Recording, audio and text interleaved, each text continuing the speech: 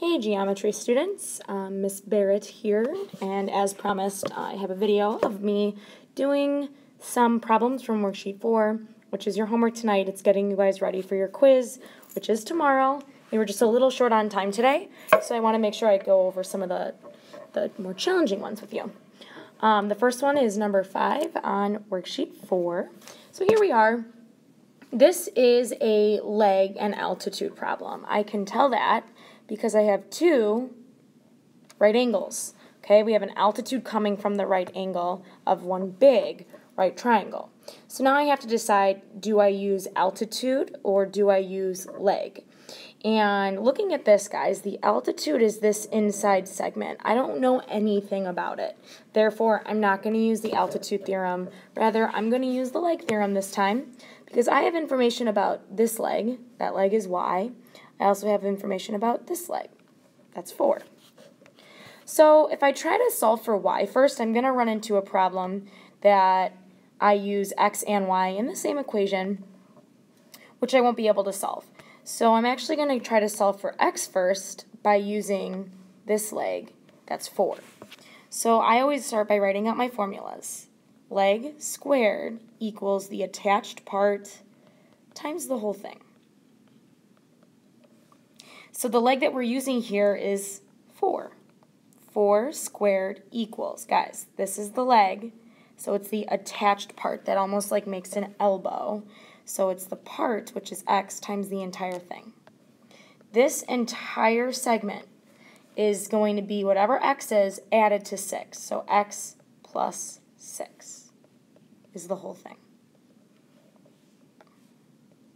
Let's make those parentheses match. Okay, so now it's just algebra. Let's distribute the x.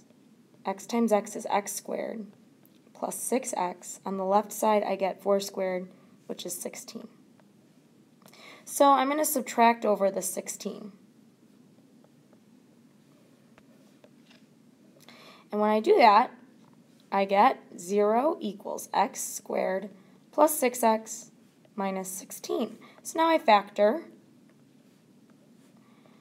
When I factor this, I should get plus 8 minus 2. And again, I'm going to set each of these pieces equals to 0. So I get x equals negative 8, x equals positive 2. And the only one that's going to work, since we're talking about the length of a segment, is 2. So x equals 2. So there's the work for x. Excellent. Which we now know is 2. So there's a couple different ways to go back and solve for y. If you guys think about it, look at this entire triangle. This entire right triangle, we now know, if I redraw it down here, that this left side is 4 and this entire side is 6 plus 2, which is 8. So I actually can do Pythagorean theorem to find y. The other thing I could do, which I'm going to only show one of these ways, but I could do the leg theorem again and do this leg squared equals 6 times the whole thing, which is 8. Up to you. Here's a Pythagorean theorem. We're going to go 4 squared plus y squared equals 8 squared.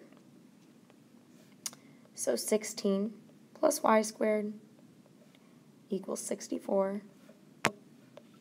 And continuing on, we're going to get y squared, subtract over the 16, equals 48, square root, and 48 is 16 times 3. So I end up getting y equals 4 root 3.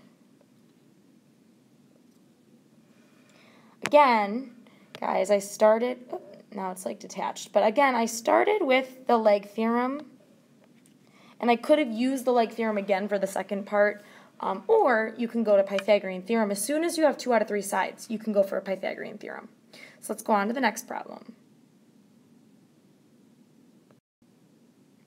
Next problem, as soon as I see this triangle, I see a 60 degrees, a 90 degrees, which means I have a 30, 60, 90 for number 12 of worksheet 4.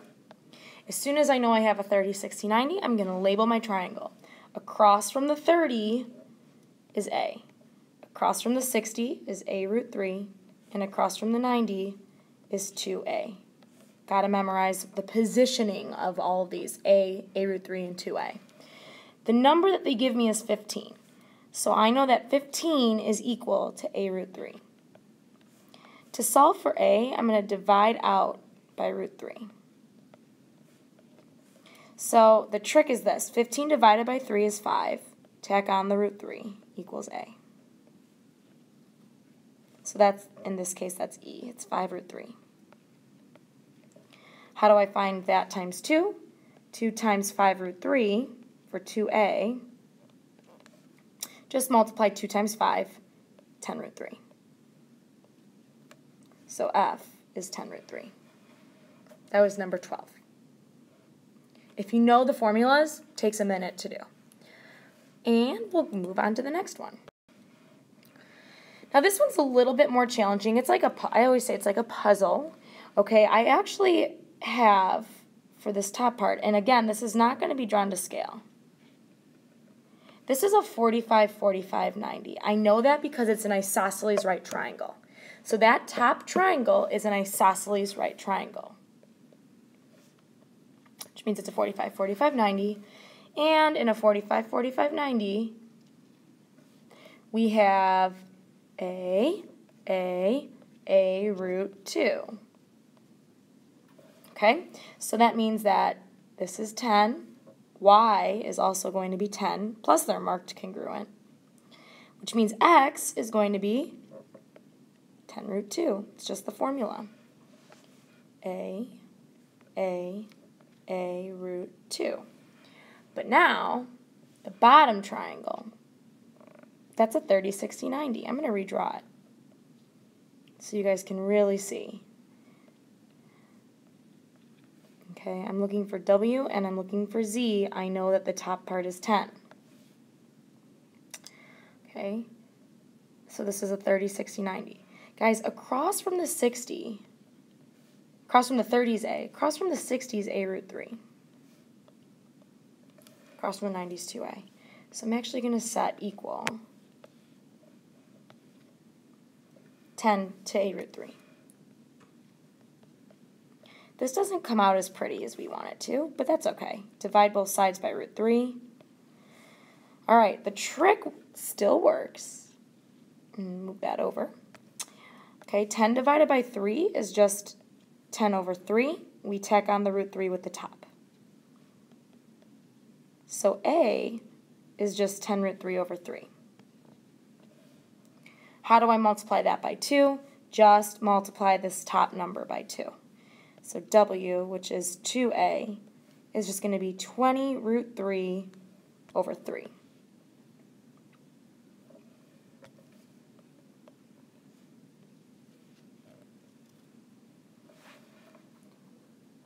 Okay, a little bit of a step up. That's a good problem.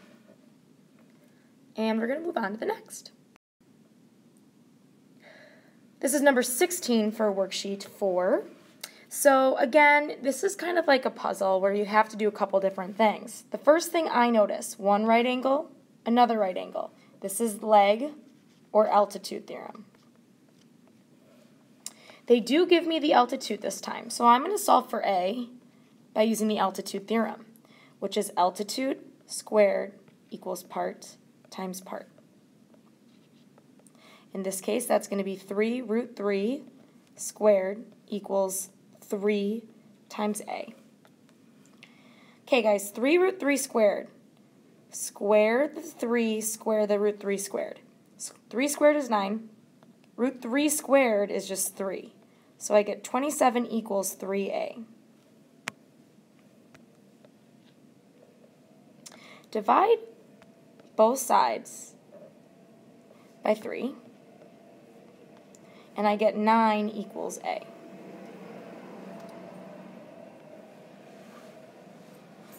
So now I know this whole bottom piece is going to be 9 plus 3, so the whole part is 12. And now to solve for C and B, I'm going to use the leg theorem. So for B, I'm going to use leg squared equals part times whole. Okay, so for B, this leg squared, so B squared equals the attached part, 3 times the whole thing, which we just said is 12. So B squared is equal to 36. Square root it, we get B equals 6.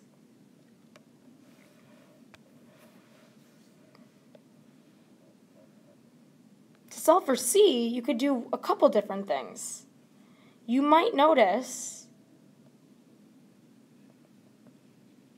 that now you have this side as 6, this bottom side was 12, and C, we could do Pythagorean theorem. Okay, it's a little confusing because of the C. That's actually your unknown. So their hypotenuse is 12. So the letters are a little weird, but we could do 6 squared plus your leg squared, which in this case it's C, equals 12 squared. So 36 plus C squared equals 144. I could have done leg theorem again, FYI. I'm going to make that a little bit smaller. And when we subtract that 36, we get C squared equals 108. And I believe we have 36 times 3, yes. So C squared is 36 times 3. So C squared equals square root both sides. We get C equals 6 root 3. Now, if you're anything like me, you might look at this problem and go, oh, cool. So the whole time this was a 30, 60, 90. And I should have known that because the 6 is one of the legs, and if you double that leg to get the hypotenuse, that means it's automatically a 30, 60, 90. So I could have used that strategy too. Either way, Pythagorean theorem is always going to work for you. All right, guys, let's move on. A couple more. Here we have this. It says, given a rectangle with side lengths of 5 and 12, find the length of the diagonal. Don't overthink this one. This should be a 30-second problem if you know your triples. We have rectangle 5, 12, the diagonal. Guys, I have a right triangle right here. 5, 12, triple, 13 is the diagonal. That's the answer. And then the diagonals of a rhombus are 10 and 18. Find the length of the side. So here I have a rhombus. And one of the diagonals is 18. We'll make this one 18. And the other diagonal is 10. Guys, the diagonals bisect each other in a rhombus. So I do know that we have 9, 9, 5, 5. The other thing I know is that they're perpendicular.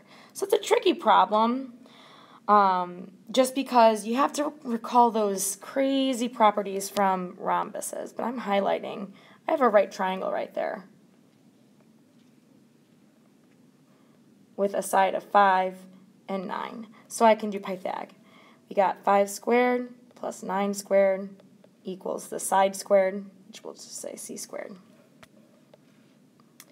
So I get 25 plus 81 equals C squared. 106 equals C squared, and square root both sides. We'll leave it as C equals square root of 106. All right, so again, that is those word problems. Try not to overthink those. Always draw a picture. Those are going to help you. Last slide coming up, guys. This is the last one. I'm not really going to do too much. This, guys, is just, you should know how to do these. First of all, number 8 is a 45, 45, 90. I know that because it's an isosceles right triangle. So x is 5, y is 5 root 2. You got to know your formulas. Number 7, do Pythagorean theorem. Know your triples. If you remember, if I divide those by 2, I have an 8 and a 17, which means this is an 8, 15, 17. To find x, you just multiply that 15 times 2. Okay, if you know your triples, the problems become faster. And that's really it. This video was longer than I wanted it to be, but that's the gist, guys. Study it up tonight. Good luck, and I will see you tomorrow.